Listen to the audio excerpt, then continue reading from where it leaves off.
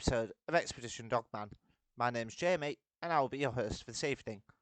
Just a little bit of admin before we get underway. Please do subscribe to this channel, as I've noticed that over 75% of you are still not subscribed. So, in order to help us reach more people and to get the truth out there, please do subscribe and like and share this video to your friends and family. Also, do me a tiny favour and hit the little icon, the little bell one, in order to be notified when our next episode is due to air. Anyway, now that admin is out the road, let's move on to tonight's episode. I've taken far too much of your time already. So tonight's episode, dogmen and their behaviours and traits. To be honest, this one's been brewing for a while, because throughout the course of what we've been learning so far, we have sort of discussed the behavioural traits of a dogman. Anyway, first things first, if you are going looking for these creatures, whatever you do, don't go looking for them alone, because if you do, you can be sure not anything good will come of this. I would recommend, if you're going looking for a dogman, at least go in pairs, because the thing is, the first behavioural trait that a dogman has is 1, they are hyper intelligent. Their intelligence is actually better than humans. 2, these creatures are apex predators. They're up there at the top of the food chain. There's not many things that would really want to eat a dogman, is there? But let's step back a bit. Where does their hyperintelligence come from? Why is it we only ever see one dogman when we know there is others around? This goes back to the wolf pack mentality. They are known to live in packs, as we discussed in the last episode, and usually one will go ahead as the other. Of the others, there has been reports talking about this again on other channels, and as everyone keeps saying, these creatures live in packs. One tends to go ahead of the other, and if anything bad happens, the others come running forward. Now, why would they do this? Well, like we just said, it's a pack mentality.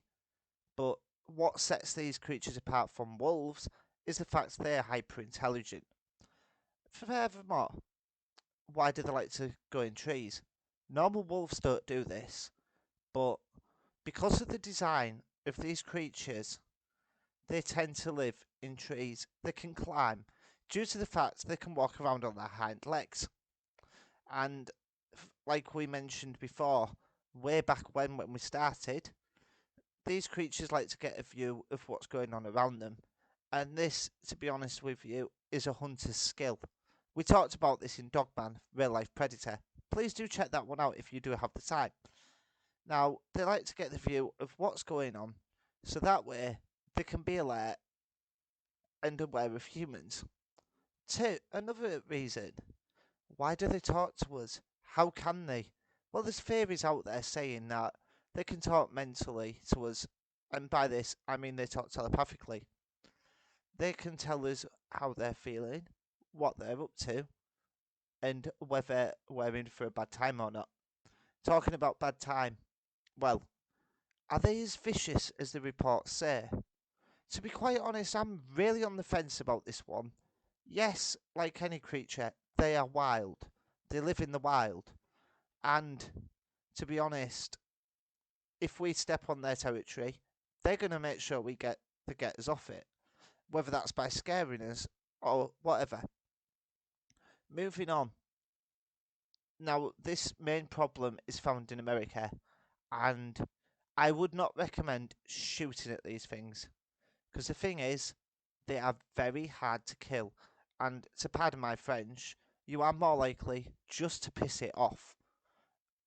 To be honest, if you shoot a creature at point blank range, you're not going to kill it, due to the fact the gun does not have the velocity to hit its target to kill. And if you shot it from a distance, you get more velocity behind it, but you'd have to be a very good shot, because from what the reports are saying, especially more frequently at the moment, there is certain types of dogmen out there that only have one weak spot, and that is the sides. Because for some reason, it's similar to how Bigfoot is. They have matted armoured fare on the front and the back, and that's why when you shoot a dogman in the chest, it's just going to laugh at you. And to be honest, you're going to piss it off and it's going to attack. Now, as we all know, dogmen attacks are 1% of the world's kills. It's like saying you've got a 1,000,000 to 1 chance of one, encountering these, and two, being killed by one. But as well, as we've just been talking about, going into their territory, why are they being seen in the cities? Well, as we all know, dogmen are not just found in America, they're found all over the world. Please refer back to dogman sightings. Now, why do they appear in the city? Personally, I think they're just travelling through. But I also do believe we are stepping on their natural habitats. Because as a species, we're very much like locusts. We're consuming this planet. And our cities are growing larger and larger. And as we know with deforestation in rainforests, etc., and even in the national parks in America, we're taking their home away from them and expanding our cities into them. And this is why I personally believe we're seeing more of them within the city boundaries. Now, what is their eating habits like? Well, a German Shepherd is normally a very tasty snack to a dogman, and they will consume these as they're passing through. Some might even take residence in the city, as long as you've got three important things actually. One, a reasonable food source. Two, if a river or a canal or anything like that, and even a little wooded area for shelter, is present within a city, you have a very good chance of finding the dogman. You're more likely, as we all know, to find them in the wildernesses and in the woods. But why would you find them in the UK? Is our country as big as America? No. But we still have certain wilderness spots within this country where these creatures can easily hide. And again, as we all know, when you see one dogman, then you can bet your bottom dollar there is more of them around. I just want to take your attention to the beast of not the beast of Bray Road, the beast of Barmston Drain. As we know, it's called Old Stinker. Many believe that is a spectre of an old wolf from years gone by. I personally don't believe this. I believe that is actually a dogman, and that, as with any dogmen, there is others around. There is more than one.